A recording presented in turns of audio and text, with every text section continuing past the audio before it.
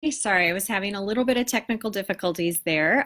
So if you were already tuned into the last live video, I had to restart it. Sorry about that. So today I want to talk to you a little bit about how do you know when you're ready for a retail studio? So I'm going to give a couple quick little tips. And obviously the very first thing that you need to have is great clients. So if you're struggling getting those high ticket clients, check out a free class that I'm doing. It's joyfreeclass.com. So let's get back to the two little things that I want to share with you today about how to really know when you are ready for a retail studio. So the first thing is it interfering with your home life? That was a big thing for me. I found that when I was working out of my home, and I did start out of my home. So actually, I've been a home based studio and then a retail studio.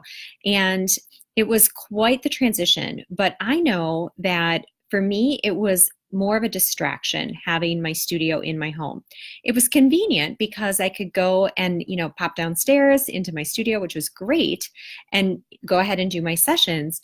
But I could still hear my toddler running around upstairs. I think it was really interfering with my home life because my family had to kind of be quiet and, really watch what they were doing when I was working. The other thing is that I found that I was often distracted while I was working at home. So I'd be, making a pot of spaghetti and then running downstairs and editing a couple pictures and then coming back upstairs and putting the garlic bread in the oven. So instead of really being focused on what I was doing, I was kind of juggling too much. And for me, that was a big thing when I knew that I was ready to move to a retail location.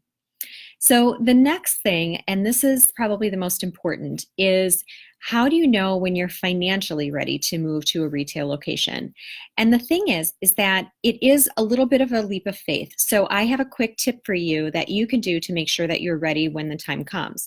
So what I would do is make a list of all the different expenses that you're going to have to actually open that studio. There's a lot of things that you're not going to actually think about, like studio samples, decor, things like that.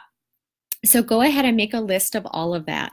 Also, make a list of all the extra expenses that you're going to incur, such as internet, maybe an extra phone, rent, utilities, things like that. So let's say that it's going to cost you $5,000 a month for all those different things. So for the next 6 months, I want you to pretend that you are in a retail studio and actually pay your bills into a savings account.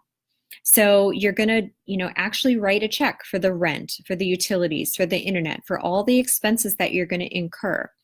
And then at the end of 6 months, if you're able to actually pay all of your bills to the savings account without any added stress and worry, you are ready to move into that retail location.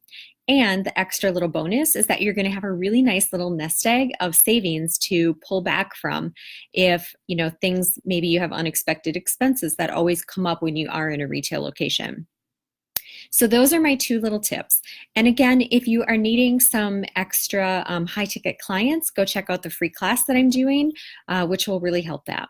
So it's at joyfreeclass.com. Thanks. Have a great day.